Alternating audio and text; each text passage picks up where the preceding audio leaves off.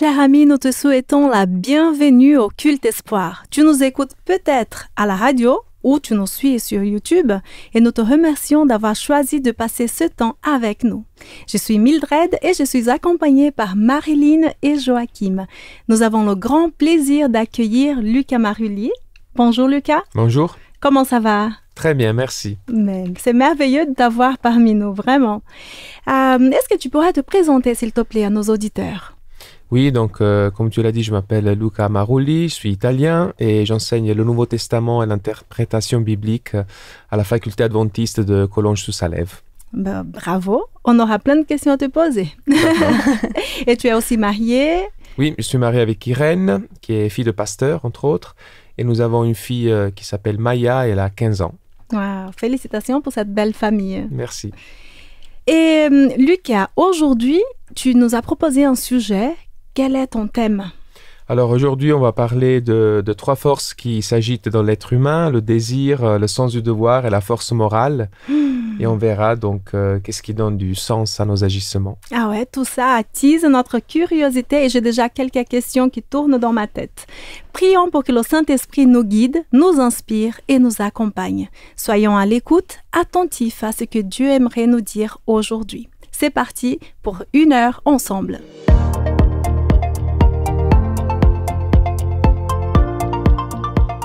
Marilyn, tu nous prépares toujours de jolies réflexions pour nos chroniques Dieu dans ma semaine. Alors, que nous apportes-tu cette fois-ci? Eh bien, par rapport au thème qui nous est proposé, eh bien, j'ai réfléchi, il y a ces tensions dans la vie. Je pense que vous les avez toutes déjà ressenties entre comment on se sent et l'attitude qu'on sait être bonne, ce qu'on devrait faire, etc. Et un exemple, ça peut être, par exemple, le doute et la foi. On a du doute et on sait qu'on devrait croire. Par exemple, Dieu va-t-il vraiment agir? Et on voit que le peuple d'Israël a souvent tendance à se plaindre, à remettre en doute les actions de Dieu, même quand il avait vu les grandes actions de Dieu à son égard. À la prochaine difficulté, de nouveau, il remettait Dieu en doute. Et personnellement, je me rends compte que j'ai aussi tendance à oublier ou à craindre que Dieu n'agisse pas dans ma situation, dans les situations autour de moi. Et pourtant, je l'ai vu agir et probablement vous aussi dans nos vies, on l'a vu. Sûrement. On sait qu'il est vivant, je sais qu'il entend, qu'il est tout puissant et parfois, malgré tout, mes pensées partent de travers et c'est pas évident de les faire revenir. Alors, je te partage une façon de prier que j'ai découvert et qui, lorsque je la mets en pratique, apporte quelque chose à ce moment de réflexion. Alors, au lieu de me plaindre et de remuer le problème, montrer l'ampleur de mon problème à Dieu et de craindre les impossibilités, eh bien, je le remercie pour les différentes promesses en lien avec cette situation que je vis, des affirmations, des promesses que j'ai trouvées dans mes lectures, souvent des jours alentours. Et cette façon de prier, rebooste ma foi, elle me permet de mieux voir et m'attendre aux solutions de Dieu. Et ça te rend automatiquement optimiste aussi, j'ai l'impression. En tout cas, ça aide. Ça aide à reprendre espoir dans des situations où sinon on aurait tendance à tourner en rond. Alors, je vais te proposer un exemple qui est basé sur des textes qui m'avaient parlé au moment où je les ai écrits. Et ces textes, je te donne les références si tu veux t'en inspirer. C'est 2 Corinthiens 12 au verset 19, le psaume 23, Matthieu 26 verset 28, le psaume 32 verset 8 et Ésaïe 43, entre autres. Alors, ça pourrait être quelque chose comme ça. Seigneur, la situation actuelle que je vis me fait peur, je me sens fragile. Mais je te remercie, mon Père, parce que il est dit que ta puissance s'accomplit quand je suis faible. Je te remercie parce que ta présence est suffisante à mes côtés. Alors même qu'en ce moment, je ressens quelque chose qui me manque. Tu as dit que tu es mon berger et que je ne manquerai de rien. Alors merci pour ta provision, même si je ne la vois pas encore. Merci pour ta houlette et ton bâton qui me rassurent. Montre-les-moi alors que je passe par ces moments où j'ai besoin d'être rassurée. Peut-être je ne les vois pas toujours, mais merci pour cette promesse. Merci parce que tu veux me diriger et me montrer la voie à suivre, me conduire, pas parce que je fais tout juste, mais à cause de ton nom, à cause de qui tu es. Et c'est ton engagement envers moi, que je ne mérite pas, mais sur lequel je compte selon ta parole. Merci pour ton alliance, que tu as fait en mourant pour moi sur la croix et qui me montre ton amour infaillible. Tu m'offres le pardon. Tu me laves de tous mes manquements, alors même que je ne le mérite pas. Merci pour les chemins que tu prépares face aux tentations devant moi. Merci pour cette table en face de mes adversaires, de cette victoire qui est à portée demain dans ta présence. Merci pour ces chemins promis dans le désert, pour ces nouvelles façons de faire que tu es prêt à me montrer. Alors rends-moi sensible à ta voix. S'appuyer comme ça sur les promesses, eh bien c'est ce que nous aimons. C'est pour ça que nous aimons tant partager des promesses aussi avec vous. Je viens à toi dans ma faiblesse, car je sais tu rassasies mon âme. Je viens à l'ombre de tes ailes, où je retrouve la paix. Tu combleras mon âme, rassasiera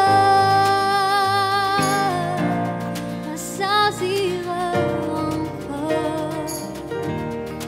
À jamais je chanterai pour toi. Tu combleras.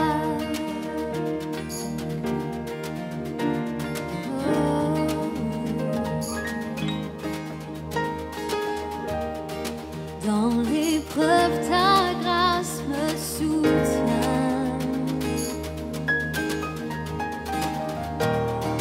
Oui, je sais, tu rassasies mon âme. Je viens à toi, tu détiens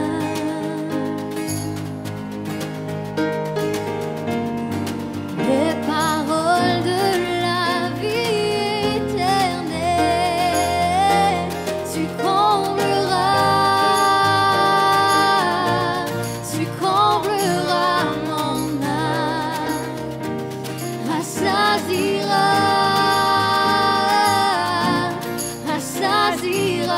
encore. À jamais je chanterai pour toi. Oh, tu combleras mon âme, rassasiera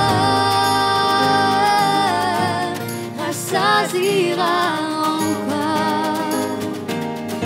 À jamais je chanterai pour toi.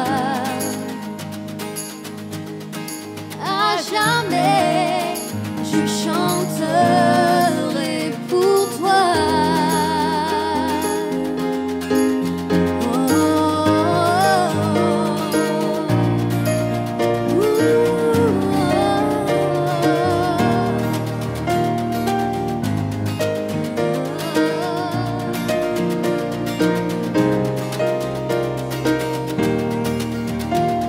Ce que je désire et tout ce dont j'ai besoin, je trouve en toi.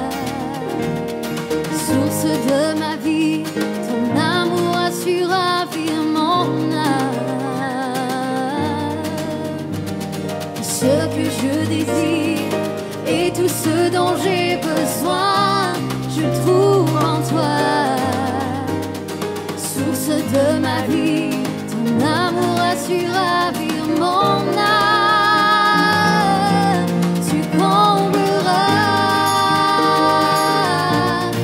combleras mon âme, rassasiera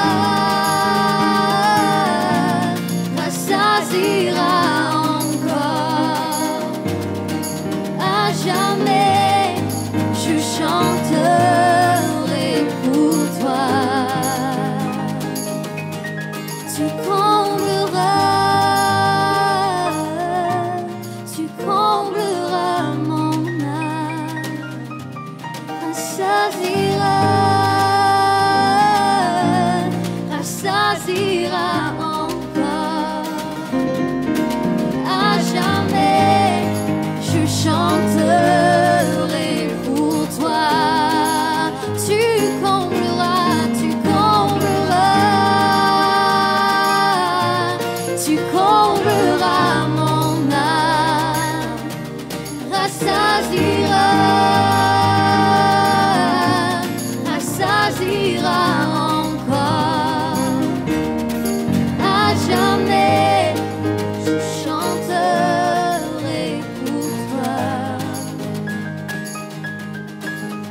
jamais je chanterai pour toi.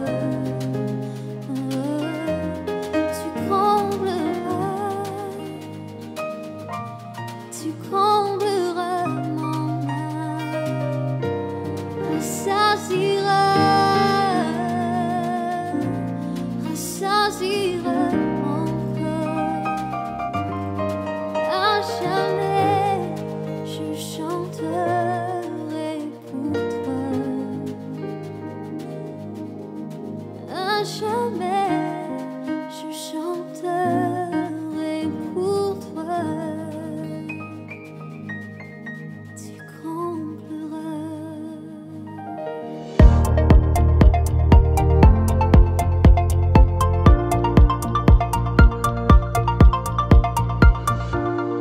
À jamais je chanterai pour toi, Seigneur, et nous allons louer Dieu, notre Dieu, pour toujours. Et une des manières de louer Dieu, c'est quand on se rappelle de nombreuses promesses que Dieu nous a laissées. Et toi, Joachim, tu nous as préparé la promesse du jour pour aujourd'hui. Ah oui, bien sûr. La promesse que je vais te partager se trouve dans le livre d'Ésaïe, chapitre 40 au verset 31. Mais ceux qui mettent leurs espoirs dans le Seigneur trouvent des forces nouvelles. Ils s'envolent comme des aigles, ils courent sans se fatiguer, ils avancent sans s'épuiser. Dans la vie, nous rencontrons toutes sortes de difficultés, même en tant que chrétiens. Ça, c'est vrai, malheureusement, d'ailleurs. Nous rencontrons tous des problèmes, le chemin est accidenté, miné, plein d'embûches. Et c'est à ce moment-là que nous pouvons être découragés. Nous nous agitons, nous nous épuisons parce que nous avons compté sur nos propres moyens, sur nos propres capacités. Mais si nous écoutons la voix de Dieu, alors nous trouverons en lui la force et la persévérance qu'il nous faut. Tout comme l'aigle, laissons-nous porter par des courants ascendants. Alors, courons avec Jésus, et si nous tombons, il nous relèvera.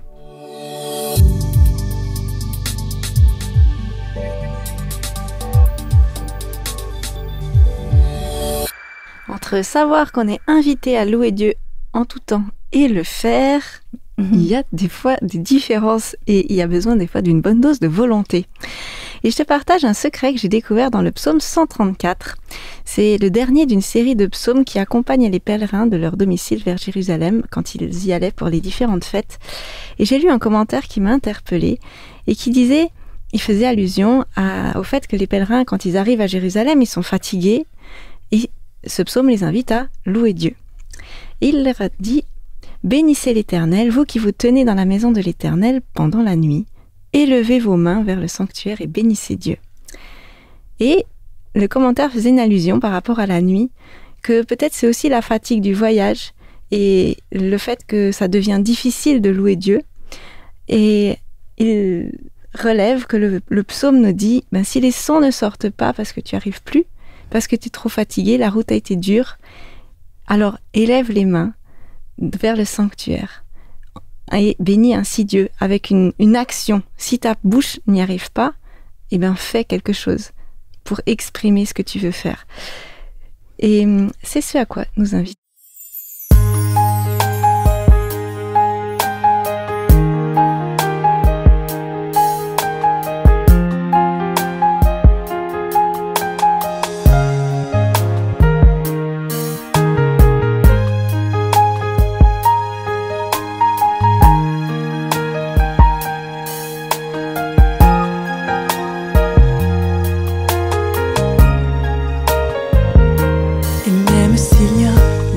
En dedans et lutte en dehors, garde tes pensées sur lui, garde tes pensées sur lui.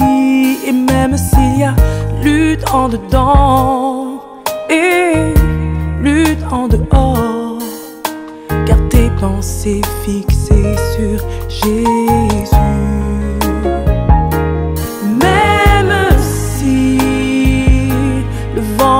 Souffle fort, même si la tempête fait rage, même si les événements s'enchaînent et se déchaînent, tiens-toi à lui, tiens-toi à lui. Même si les forces se manque jour après jour. Même si les dettes s'accumulent, aucun secours. Même si tous les si de la terre se présentent à toi, tiens-toi à lui, tiens-toi à lui. Et répands-toi en louange, déverse-toi en offrande, une adoration qui touche son cœur. Libère-toi de l'amertume, accorde ton pardon et saisis-toi de tes bénédictions. Et répands-toi en louange, déverse-toi en offrande, une adoration qui touche son cœur. Libère-toi de l'amertume, accorde ton pardon et saisis-toi de tes bénédictions. Même si, même si, même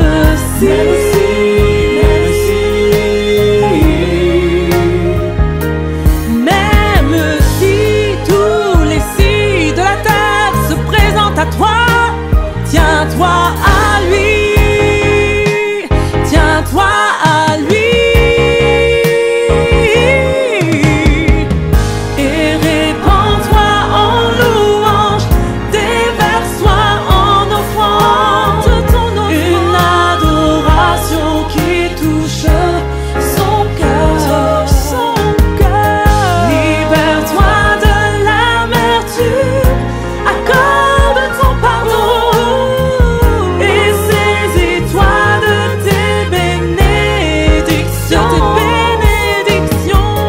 Et répands-toi en louange, déverse-toi en offrande, une adoration qui touche son cœur. Libère-toi de l'amertume, accorde ton pardon et saisis-toi de tes bénédictions.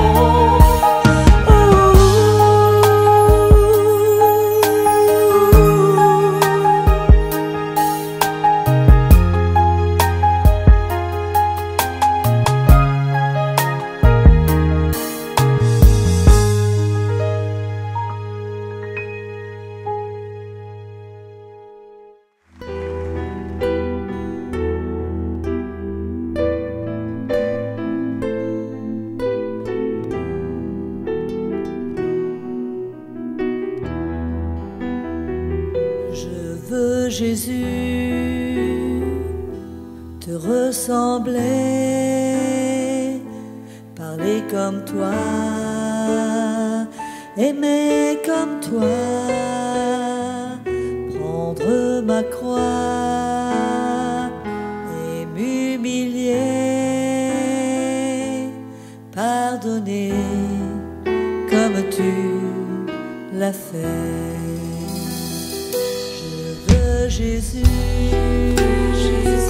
te ressembler, parler comme toi,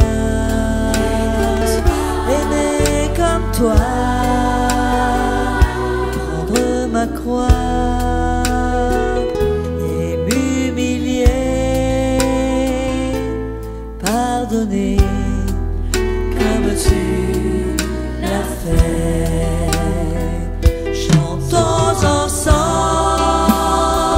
alléluia, célébrons notre Seigneur, il est vivant, ressuscité, il revient bientôt nous chercher. Chantons ensemble, alléluia,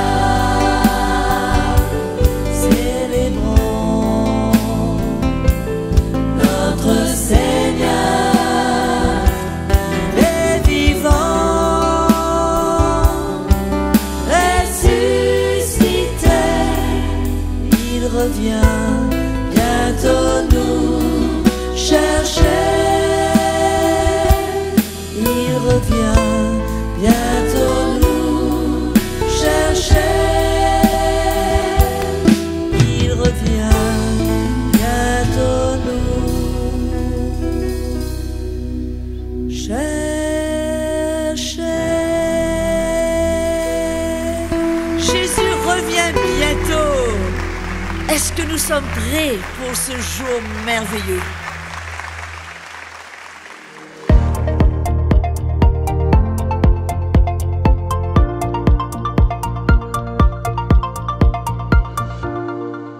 J'aimerais vous raconter une histoire qui s'est produite il y a quelques années en Ukraine.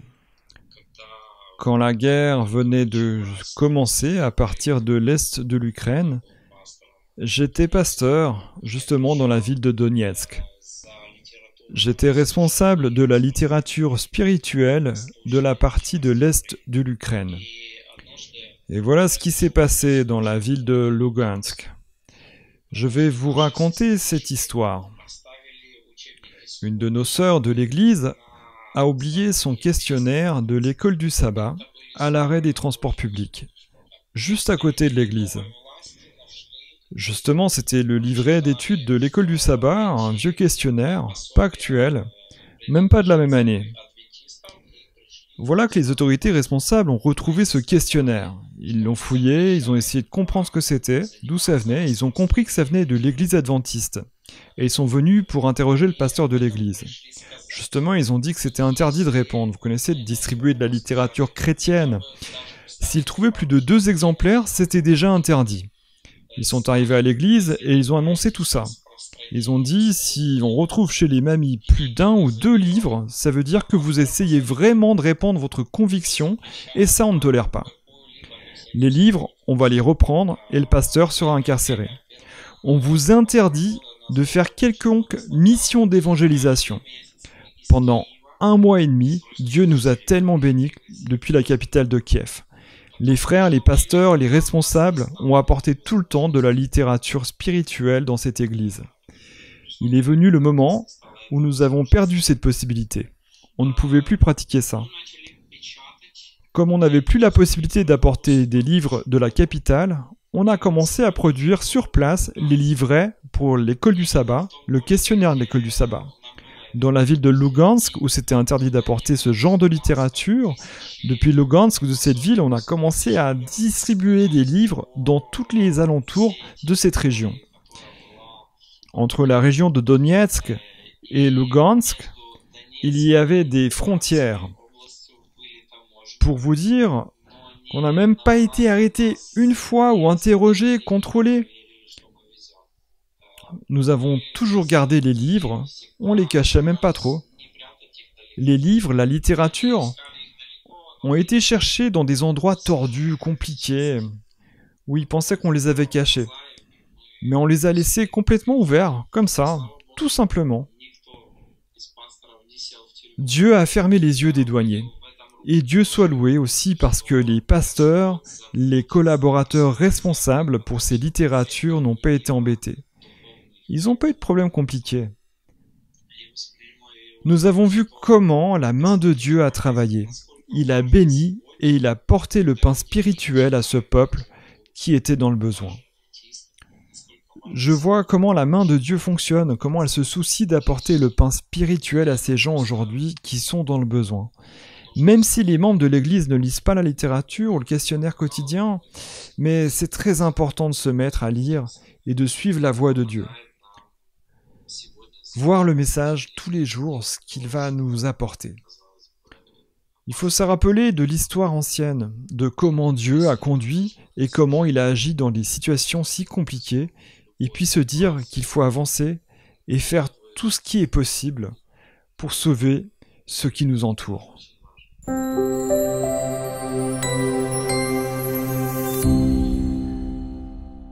Lucas, nous te donnons la parole et nous avons hâte de découvrir le chemin de l'épanouissement. Merci. Et en effet, j'aimerais parler d'épanouissement. Cette sensation d'être bien dans sa peau, d'être comblé, même dans des circonstances difficiles et face à des choix compliqués. Vous vous regardez dans le miroir et vous dites « Mon pote, tu assures, je suis fier de toi. » Oui, tous les jours. Pas du tout. Voilà, ça c'est être épanoui. Mais qu'est-ce que c'est que l'épanouissement dans une perspective croyante? Pour certains, l'épanouissement est compris en termes de réussite, de santé, de richesse. C'est une sorte de relation magique avec Dieu. Si tu fais le mal, tu seras malade, pauvre, constamment en échec. Si tu fais le bien, tu seras en bonne santé, riche et une personne à succès. C'est l'idée de l'épanouissement qui est le fruit de l'obéissance, le salaire de la fidélité, la récompense d'une vie juste. Et alors, en bonne santé, sans remords ni regrets, les poches pleines, le cœur joyeux, une personne à succès admirée par tous, un exemple, le maître et la mesure de toutes choses, une personne qui vit le paradis sur terre avant d'avoir accès au monde à venir. Mais il y a aussi une autre manière de voir les choses. Vous savez, il y a une version de la Bible appelée la NBS, la Nouvelle Bible Second, qui traduit de la sorte un texte qui se trouve dans la deuxième épître aux Corinthiens, chapitre 13, les versets 9 à 11. Je lis juste un extrait. « Ce que nous souhaitons, c'est votre épanouissement. Au reste, mes frères, réjouissez-vous et tendez à l'épanouissement. » Alors, ce mot apparemment existe au moins dans une version de la Bible, et on peut se demander, mais l'apôtre Paul, quand il écrit, quel est le mot qu'il utilise dans sa langue, en grec? Et puis on se rend compte que le verbe qui est utilisé, je vais le dire, kathartizo, en fait signifie à la base réparer, ce qui est assez étonnant. Dans la très grande majorité des cas, ce mot-là se réfère à quelque chose qui a besoin d'être complété, affermi, réparé, rendu stable.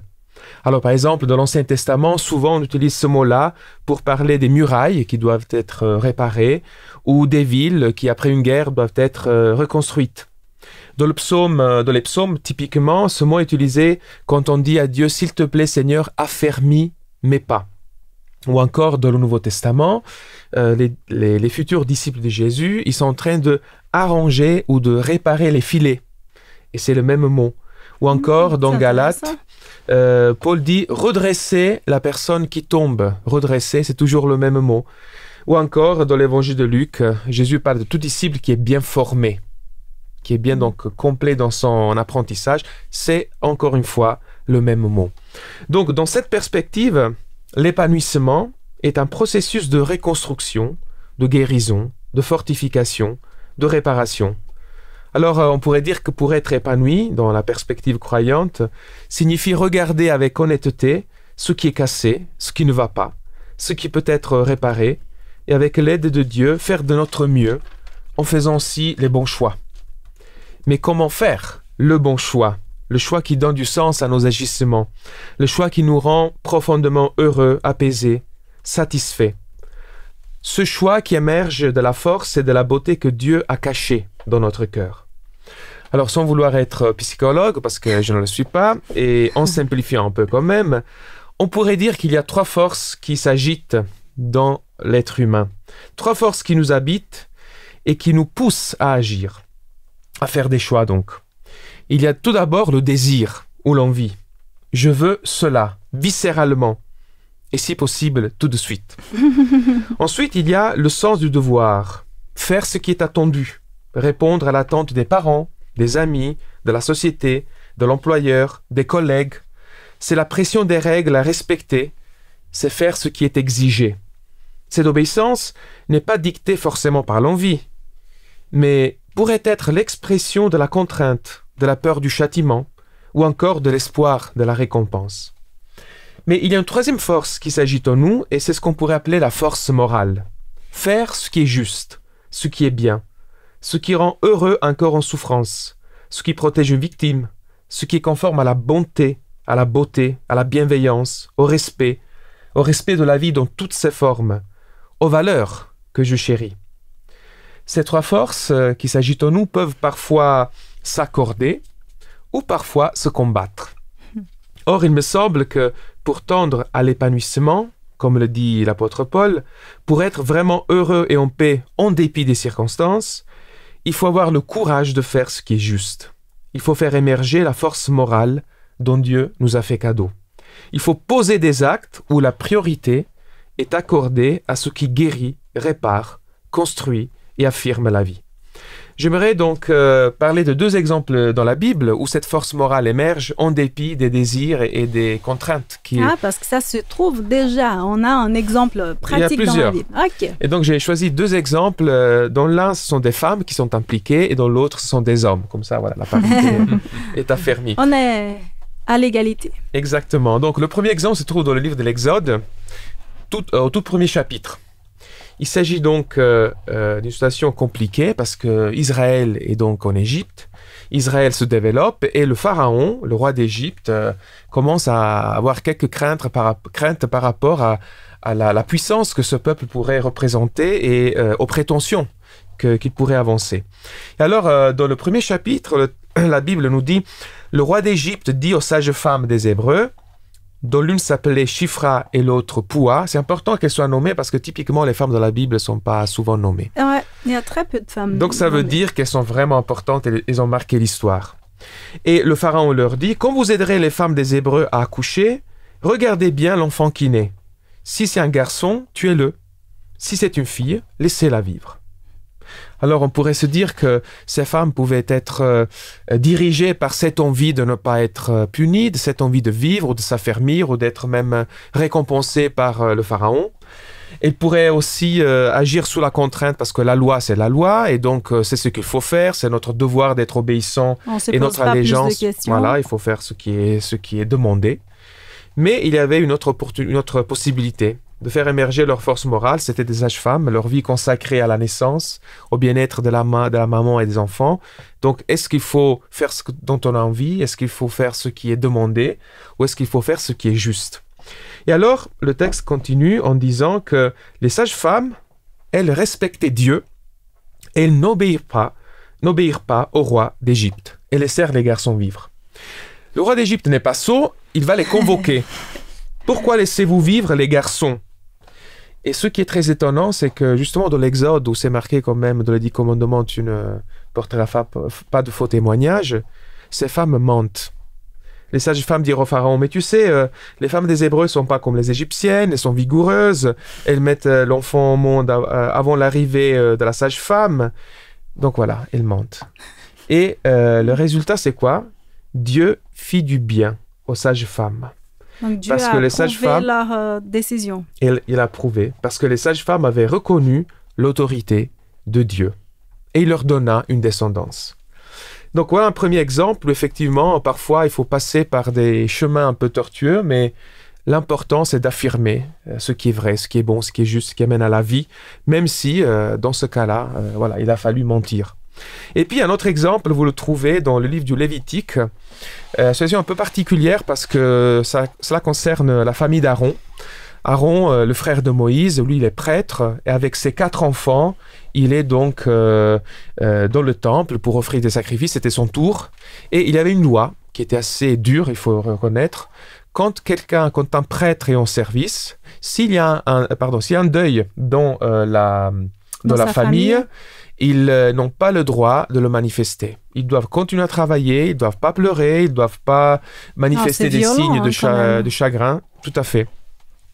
Et il arrive que deux des 4 enfants d'Aaron s'introduisent dans le temple d'une manière pas appropriée et selon le texte, ils sont punis par Dieu et ils meurent. Et c'est le jour où Aaron et les 2 autres enfants doivent offrir un sacrifice, d'ailleurs pour le pardon des péchés. Alors, Moïse, connaissant son frère, il lui rappelle la règle et dit « Toi, tu ne dois pas faire des choses bizarres aujourd'hui, tu dois donc faire ton travail. » Et Aaron, avec ses 2 enfants, il va essayer de le faire. Et Moïse, tout de suite après, va quand même vérifier. Parce que, il sait que quelque chose de bizarre pourrait se passer. Donc, je lis dans Lévitique 10, à partir du verset 16. « Moïse s'informa au sujet donc, de l'offrande et il apprit que donc, la cérémonie voulait qu'une partie de l'animal soit brûlée, une partie soit mangée par les prêtres pour porter d'une certaine manière cette faute devant Dieu et qu'elle soit expiée. Mais tout avait été brûlé. On n'avait pas mangé. Alors, il s'emporta contre Aaron, il se mit en colère contre son frère et contre ses enfants et lui dit « Pourquoi ? pourquoi tu as fait ça? La règle était claire, je t'avais prévenu, tu sais bien que c'est ton travail, ton job. Et alors, à ce moment-là, Aaron, il va être très sincère avec son frère. Il va lui dire, écoute, tu sais ce qui s'est passé aujourd'hui pour moi. 2 de mes enfants sont morts. Tu sais bien ce qui m'est arrivé. Si aujourd'hui, après cela, j'avais mangé le sacrifice, cela aurait-il plu au Seigneur? En d'autres termes, oui, je veux faire ce qu'il faut faire, mais mon estomac est fermé, j'arrive pas à manger, le chagrin est trop grand, et puis d'une certaine manière, le Seigneur est aussi... Bien, mes enfants sont responsables, mais c'est le Seigneur qui les a châtiés. Donc, il y a quelque chose dans mon cœur qui m'empêche d'aller jusqu'au bout. Je veux assurer, mais tu peux pas me demander d'aller au-delà. Ça aura été hypocrite de sa part. Tout à fait. Et alors Moïse, là, maintenant, il doit prendre une décision, parce que la loi est claire, lui, il est en colère, et il a aussi envie de montrer que sa parole doit être respectée, qu'il a une autorité et qu'on ne peut pas faire comme on veut. Mais il choisit de laisser place, de faire émerger dans son cœur ce qui est juste, c'est-à-dire la compassion, l'empathie. Et le verset 20 nous dit, Moïse trouva cette réponse satisfaisante. Ok, on laisse les choses comme ça. Alors voilà, je voudrais simplement dire merci à celles et ceux qui veulent demander à l'Esprit de les guider encore aujourd'hui pour faire des choix courageux, pour oser ce qui pourra réparer ce qui est cassé et rendre notre entourage, notre famille, notre monde un endroit plus beau et plus juste. C'est là que l'on reçoit le cadeau d'être en paix avec soi-même, d'être profondément satisfait, réconcilié, rempli de sens, aligné avec les valeurs que Dieu a mises dans notre cœur. Ce qui est bien, ce qui est beau, ce qui est bon. Je termine avec un texte qui se trouve dans le livre des Proverbes, chapitre 2. « Mon enfant, si tu m'écoutes, tu découvriras que se conduire de façon juste, équitable et droite est le chemin du bonheur. » Alors, quel est le choix que je n'arrive pas encore à prendre aujourd'hui? Demandons à Dieu de nous donner la force d'oser et de peut-être pas forcément suivre nos désirs ou ce qui est requis, ce qui est demandé, mais qu'il fasse émerger en nous la force morale pour prendre la décision qui est la bonne.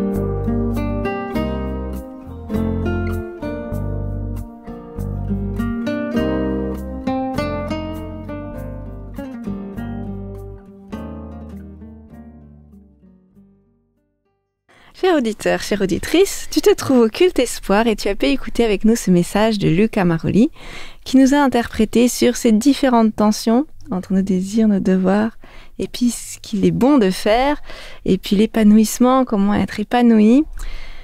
Un vaste sujet, tu as abordé plein d'aspects. Merci beaucoup. Et alors les chroniqueurs, qu'est-ce qui vous a interpellé dans ce message? Qu'est-ce qui vous a marqué? Qu'est-ce que vous retenez? Alors, ce que j'ai bien aimé et qui m'a même surprise, c'était la définition en grec pour épanouir. C'est vrai que nous, en tout cas, je sais pas, je pense que tout le monde pense que l'épanouissement, c'est d'être parfait, bien réussi, comme tu as très bien décrit au début. Et finalement, ce n'est pas ça. C'est la reconstruction, c'est réparer quelque chose. Et là, on est vraiment épanoui. Ça m'a surprise en bien.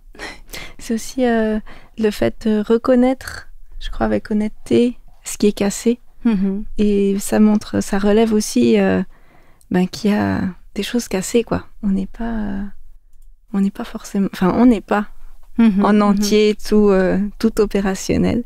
Et avoir l'humilité de le reconnaître pour pouvoir réparer. Et voilà que toute décision apporte quand même des conséquences, que ce soit positives ou négatives, mais il y a des conséquences à la fin. Et ça change la vie. Ça change la vie, que ce soit la mienne, celle de l'autre, ou ça change les vies des gens qui sont autour. Et là, quand tu as donné quelques exemples bibliques, j'ai pensé aussi à Rahab. Rahab, cette femme de la Bible qui était une prostituée, donc qui était loin d'être épanouie, parfaite, selon notre vision de choses. Et finalement, Rahab a quand même décidé de mentir quelque part, parce qu'elle a caché des espions, puisqu'elle a cru en Dieu. Et elle a cru à ce Dieu qu'elle a entendu parler. Et là aussi, elle a été approuvée par Dieu, puisqu'elle fait partie de la généalogie de Jésus-Christ. Oui, c'est tout à fait vrai. On n'est pas en train de faire l'apologie du mensonge ici. Non, c'est vrai qu'il faut faire attention à ça. Mais ce qui est important, c'est quand on essaie de faire des choses, de poser des actes, il faut comprendre quelle est la finalité de l'acte. Parce que même en essayant de faire ce qui paraît être juste ou légal ou permis, on pourrait effectivement retourner cela et le transformer en quelque chose qui soit destructeur.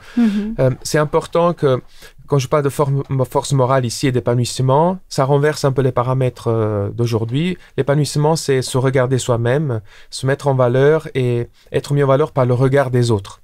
Donc, c'est pas important pour moi de regarder les autres, c'est d'être vu, d'être regardé, d'être apprécié.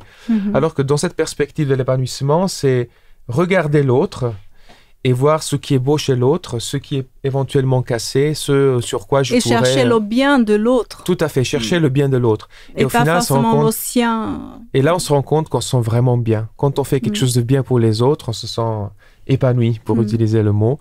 Mais on sent que sa vie a un sens, que l'acte qu'on a posé a vraiment une valeur. Et ça rassasie. D'ailleurs, il y a même un exemple du frère André. Marilyn, toi, tu connais bien l'histoire. Oui, ça me faisait penser à ce qui a été vécu aussi en Ukraine, avec ce dilemme de partager la parole de Dieu à des gens dans des situations où c'est pas autorisé, où il y a de la tension, mais où il y a un besoin parce que c'est nécessaire. Et la foi en Dieu, il y croyait vraiment. Et ce que ça l'a amené à, effectivement, pas toujours... devoir jongler avec les vies et les situations et le nombre de fois aussi où Dieu a fermé les yeux. Tout à fait. Sans forcément... Il y a différentes façons, c'est pas toujours en disant peut-être un mensonge ou tout le temps de la même façon. Chaque situation, Dieu a pourvu pour eux de façon spéciale. Donc dans ce ministère qu'il avait.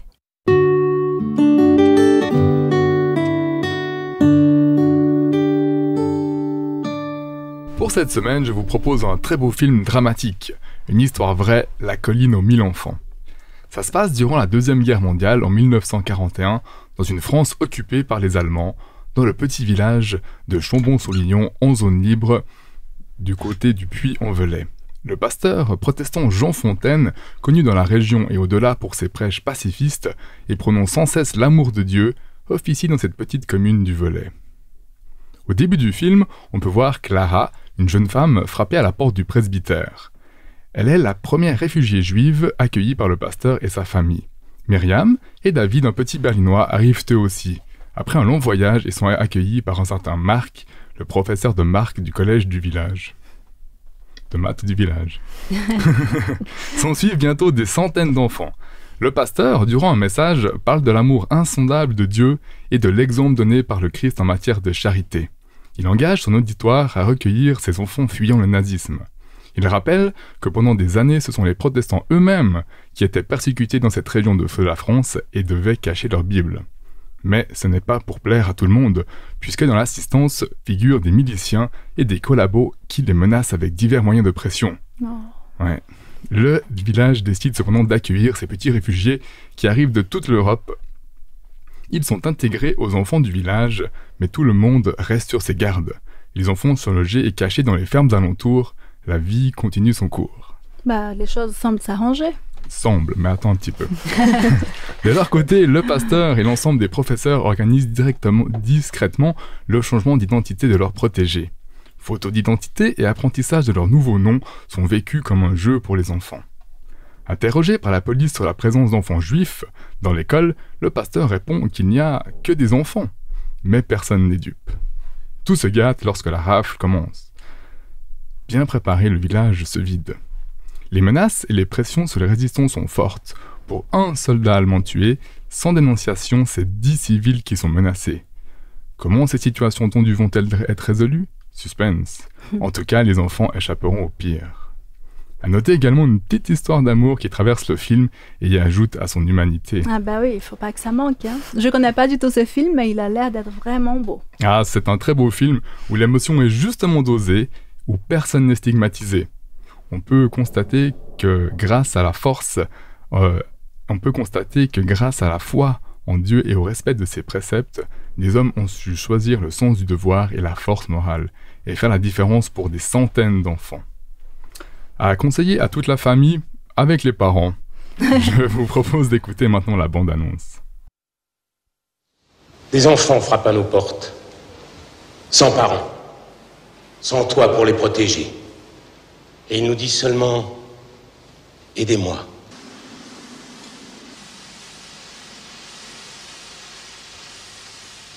Mais on nous avait dit 3 ou 4.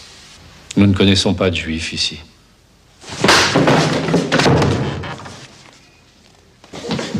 Arrête de faire le singe d'une photo d'identité. Parfait, le suivant. À partir de maintenant, tu vas t'appeler... Lisa Blumenthal. Non. Maintenant, tu t'appelleras Lisa Mercier.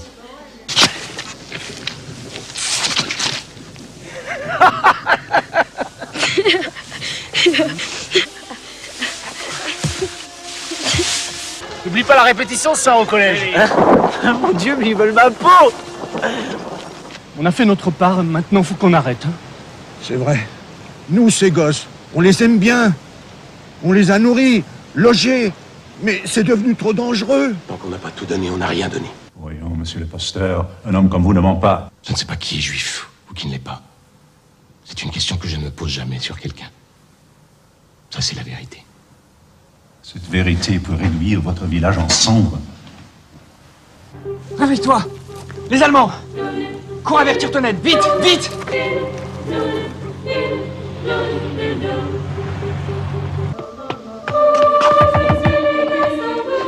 Ils sont là. Allons-y.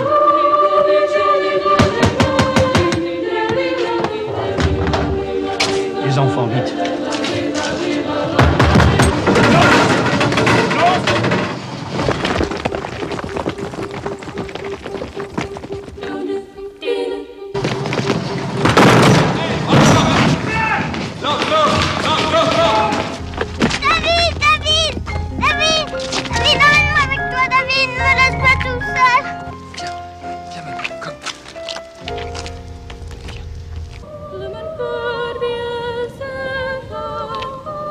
Comment vous remercier?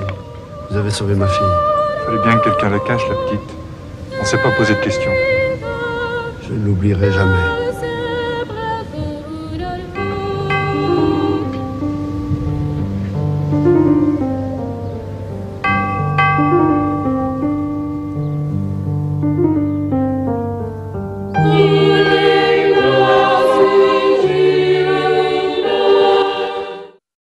Alors Joachim, où est-ce qu'on peut trouver ce film? Alors, comme c'est un vieux film, il date de 1994, il n'est pas très facile à trouver, mais tu peux quand même le dénicher sur le site chrétien.tv ou l'acheter en DVD, en ligne, ou encore tu peux aussi acheter le livre. Ah oui, merci.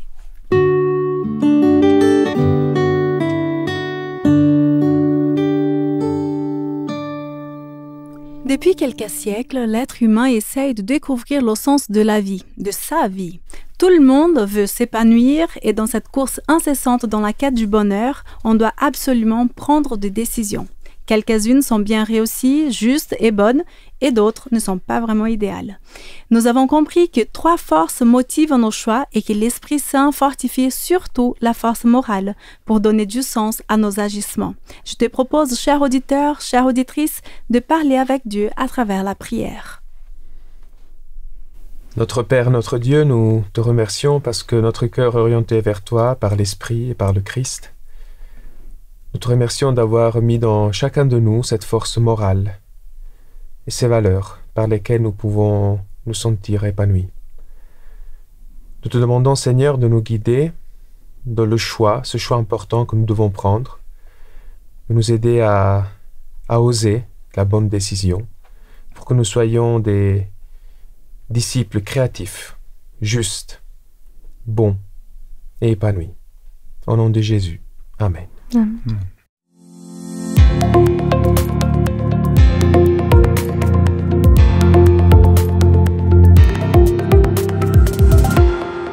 à l'heure, on a parlé de frère André qui n'avait pas froid aux yeux pour sa foi. Et oui, c'est vrai. Comment pourrions-nous marcher dans ces traces? Est-ce qu'il y a des moyens de s'impliquer autour de nous? Alors oui, pour cette chronique du jour, je te propose de trouver une action pour soutenir des personnes qui sont persécutées à cause de leur croyance en Christ. Voici une idée de comment tu peux soutenir ces personnes et faire la différence. Tu peux par exemple aller voir sur le site de l'association que Frère André a créée, Portes Ouvertes. Le site c'est Portes Ouvertes au pluriel parce qu'il y a plusieurs portes qui sont ouvertes, .fr ou .ch. Et dans la rubrique Être actif, tu trouveras plusieurs idées pratiques. Par exemple, prier. À ce sujet, il nous encourage. En priant, c'est comme si vous vous rendiez vous-même dans les régions les plus hostiles. Par la prière, vous pouvez franchir les frontières les plus hermétiques. Nous pouvons contribuer de manière importante au soutien des chrétiens persécutés en priant régulièrement pour eux, individuellement ou collectivement. Sur le site, il te propose une liste de sujets de prière, de personnes ou de pays à soutenir. Frère André dit lui-même « Si nous comprenions la puissance de la prière, nous serions à genoux une centaine de fois par jour et lui demanderions des choses qui bouleverseraient le monde. » Waouh. Ça donne envie de vivre la prière comme ça. Et du coup, alors l'idée serait non pas juste de prier un coup comme ça de temps en temps, mais plus de le faire comme entre guillemets, un parrainage ou un engagement sur la durée à prier pour... Ah oui, ça m'avait l'air un peu trop facile. Ah ouais. C'est exactement ce que vous dites. Et il est aussi possible, plus concrètement, si on veut décrire, notamment aux prisonniers, quand on écoute leurs témoignages, on se rend compte du soutien vraiment que ça leur apporte. Écoute, ce sont là quelques idées, mais d'autres ministères peuvent t'inspirer peut-être aussi. Soutenir par exemple les pasteurs et les équipes en Ukraine, comme on l'a entendu dans le témoignage, ou d'autres associations impliquées dans l'évangélisation. Alors, sens-toi libre. Super, merci beaucoup Joachim pour cette proposition d'action. Tu nous mets vraiment au défi, s'engager, prier plusieurs fois, une centaine de fois par jour. C'est ce qu'il a dit. Merci beaucoup en tout cas pour vos chroniques, pour vos partages. Et Lucas, je te remercie aussi d'être venu, d'avoir pris du temps pour préparer ce message. Et merci d'avoir vécu ce culte avec nous. Merci à vous. Tu nous as apporté de quoi réfléchir et aussi beaucoup d'encouragement. Tu reviens la semaine prochaine avec une autre équipe et tu nous proposes de connaître Dieu par l'office. Avec plaisir. Chers amis qui nous écoutent, merci d'être avec nous fidèlement et je te souhaite d'être épanoui et que ta vie soit en accord avec Dieu. Merci pour ton soutien et pour ta compagnie. Je te souhaite aussi une très belle journée, un joyeux sabbat et je te dis à bientôt.